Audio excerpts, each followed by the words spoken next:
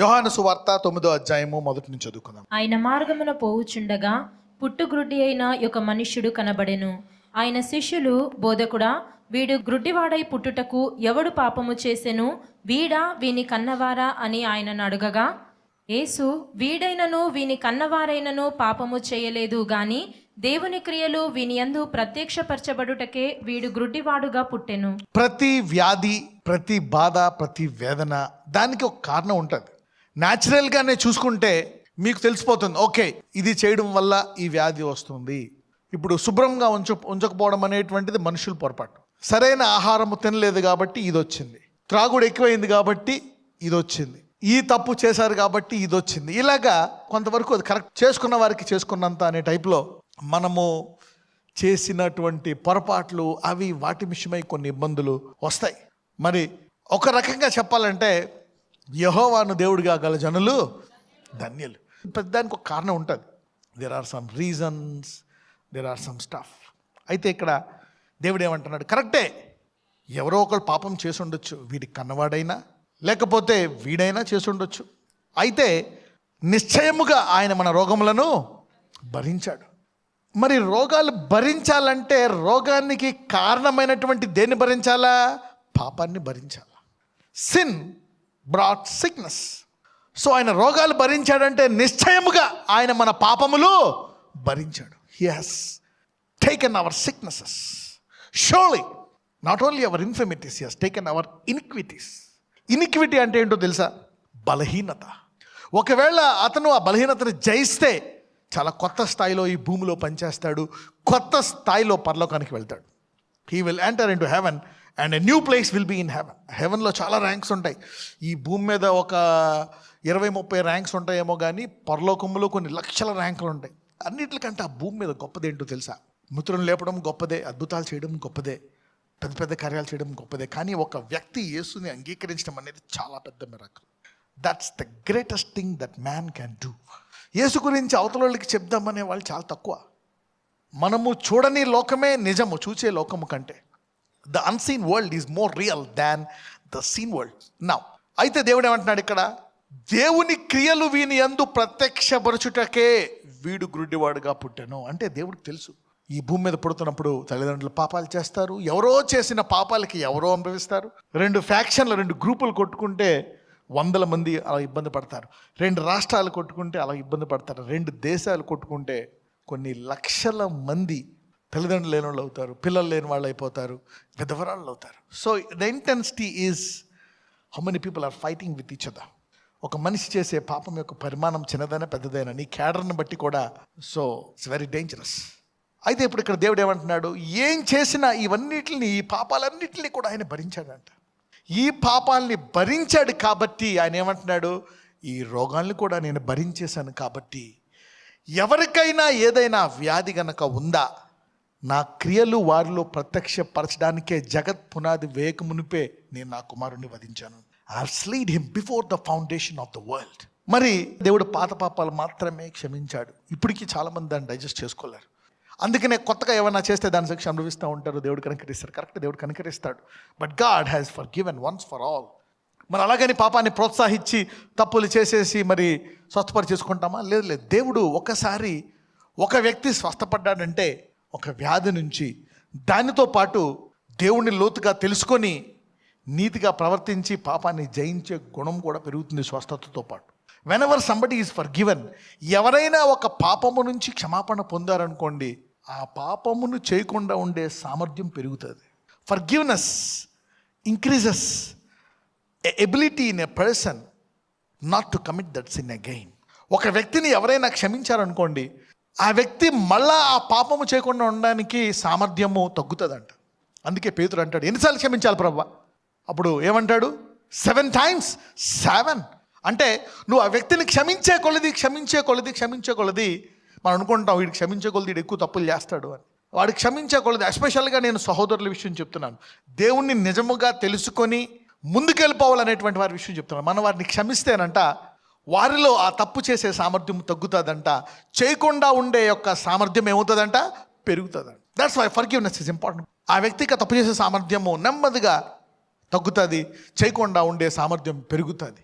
ఎలాగా అంటారా, ఒక్కొక్కసారి దేవుడు ఆ వ్యక్తి నేను తప్పు చేస్తున్నానని జ్ఞాపకం చేసుకోవడానికి ఆ వ్యక్తికి ఒక ముట్టికాయ కూడా వేస్తాడు.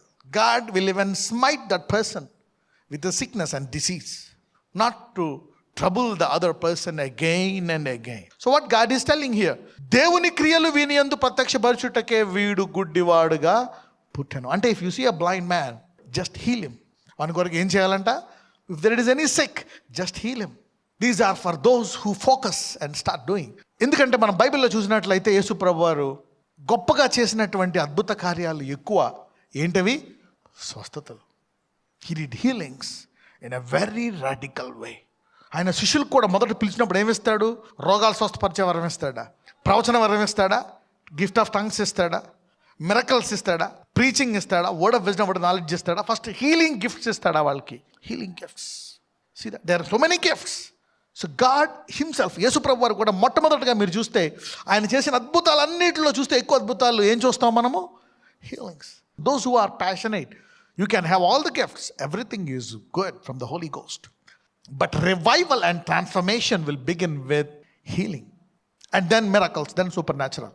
అంటే సంఘము ఆ వ్యక్తితో పొరపాటు చేశాడు, ఆ వ్యక్తి తప్పు చేశాడు కాబట్టి అనుభవించాలా, వాడు భరించాలా అని చూస్తుంది సంఘం. కానీ దేవుడు ఏం చెప్తున్నాడు?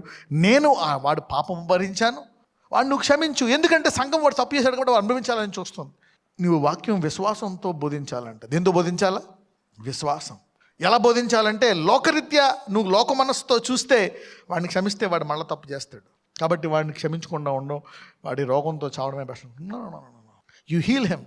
వాడు మారి ఆ పాపం చేయకుండా ఉండి తర్వాత మళ్ళా చేయొచ్చు, మళ్ళా వాడిని స్వస్థపరుస్తూ ఉండాలి. He'll keep healing him and he will change one day. So God is telling the healing revival is the best revival.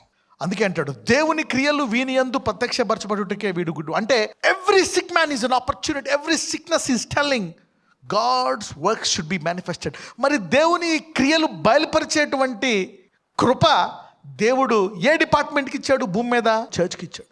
Unfortunately but they don't believe it, they fight against it. But yet దేవుడు చెప్తున్నాడు దేవుని క్రియలు వీని యందు ప్రత్యక్షపరచడానికి, the manifestation. God wants to reveal his works. అందుకే నీ పని ఏంటంటే చేతులు వేయడమే.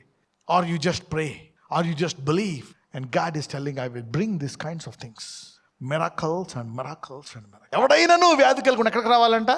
ఎవడైనాను, లోకమే కాదు, సంఘమే కాదు, anybody, God is telling come and there will be an explosion of miracles and healings and revival. అంటే ఈ దశాబ్దములో దేవుడు తన క్రియలను లోకానికి సంఘము ద్వారా చూపిద్దామని ప్లాన్ చేస్తున్నాడు. God want to show this stuff in a very radical, not just one church, two church, through every home, even through every believer. It's an opportunity. అవతలోడు వ్యాధి అనుకోండి, దేవుని క్రియ బయలుపరచడానికి అది ఒక అవకాశం ప్రతి విశ్వాసికి. నువ్వు స్వస్థపరిచే ప్రతి పర్సన్కి నేను నీకు ఒక రివార్డ్ ఇస్తాను. He will reward you. You don't demand anything, you just ask. God will reward you. You don't know how God rewards you. God rewards you in 10 times, 100 times, and even how many times? Thousands. Okay. Comfort zone. You look for churches and pulpits. You look for stuff. యేసు ప్రభు వారు స్వస్థపరిచిన చాలా మంది మనం రాసుకుంటాం ఆయన గుడ్డివాడు, కానీ అక్కడ మాట ఉంటుంది గుడ్డి భిక్షగాడు. He was a beggar. Did you ever try to heal a beggar? ఆ గుడ్డివాడిని, ఆ కుంటివాడిని, అడుక్కునే వాళ్ళని, ఆ గుమ్మం దగ్గర ఉండేవాళ్ళని, he spend time, get down, heal them and do.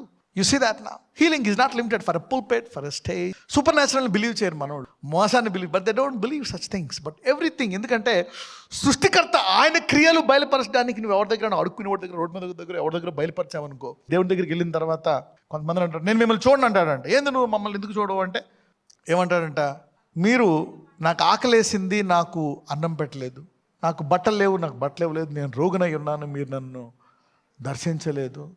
ఎప్పుడు ప్రభు నువ్వు ఎక్కడ ఉన్నావు? మేము పొద్దున్న లేచి సంఘంలో ఉంటూ సహవాసంలో ఉంటూ ఉన్నాం కదా, మమ్మల్ని ఎందుకు గెంటేస్తున్నావు అంటే, ఈ బలహీనలు వచ్చిన రోడ్డు మీద సైడు ఎడుక్కునే వాళ్ళు, ఈ రోగులు, వాళ్ళలో ఎవరికి చేసినా నాకు చేసినట్టే అంటారు. You see that. Bless people in the hospitals, go do that this. వాళ్ళకి చేస్తే then God will do to you. These are the least. వాళ్ళకి చేస్తే then God will do it. So this decade, that is your practising area. Jesus healed the beggars. If you give to the poor, supernatural గా దేవుడు అద్భుతాన్ని నీకు ఇస్తాడు. You see that? God will give you supernatural into your hands. So practice healing among the poor, among the sick, among the broke. Then God will start paying you. చూడండి, దేవుని క్రియలు వీని యందు ప్రత్యక్షపరచబడుటకే వీడు గుడ్డివానికి పుట్టాను. మొదట దేవుని రాజ్యము వెదుకుడు. You should pray for that sick man, that poor man, that broken man. మీరు ఎలా చేస్తూ ఉంటే మీకు ప్రమోషన్లు వచ్చేటట్టు చేస్తాడు దేవుడు. Healing revival, healing revival. Preach the gospel, do it. This is kingdom, this is for kingdom people. God is telling for kingdom people. నీ బలహీనత, నీ బాధ, నీ వ్యాధి, నా కార్యాలు నీలో జరగాలని దేవుడు ఆశపడుతున్నాడు. నీ బాధ దేవుని క్రియ ప్రత్యక్షపడ్డానికి. నువ్వు తప్పు చేసినా, నువ్వు పాపం చేసినా, నువ్వు పడిపోయినా, నీకు ఆ వ్యాధి వచ్చినా దేవుని క్రియ ప్రత్యక్షం అవడానికే నీకు వచ్చింది. నజరేయుడైన యేసయ్యా, ఇదిగో ప్రభువా, నీవు ఏ రకంగా నీ శిష్యుల ద్వారా అద్భుతాలు చేశావో, ఏ రకంగా నీవు అనేకులను స్వస్థపరిచావో, నీ కార్యాలను ప్రత్యక్షపరచుకోవడానికి నీవు శిష్యులు ఎన్నుకున్నావు. నా రక్తస్రావం, నా గుండె జబ్బు, ఊపిరితిత్తులో వ్యాధి, కిడ్నీలో వ్యాధి, నా పిల్లలు లేని గడ్డుతనము నా జీవితంలో ప్రత్యక్షపరచుకో, నేను నిన్ను మహిమపరుస్తాను. దాయను ఇదిగో ఈరోజు దప్పికొని ఉన్న ఈ హస్తాలను మార్చి, నిశ్చయముగా వీధి పరలోకం నుంచి వస్తే కానీ ఇది సాధ్యము కాదు. వీరు దేవుని బిడ్డలు, వీళ్ళ దేవుడు నిజమైన దేవుడు అనే సాక్ష్యం వారు ఎరిగినట్లు నీ కృప దయచేయమని నజరేయుడైన యేసు నామమున ప్రార్థిస్తున్నాము తండ్రి. ఆమేన్.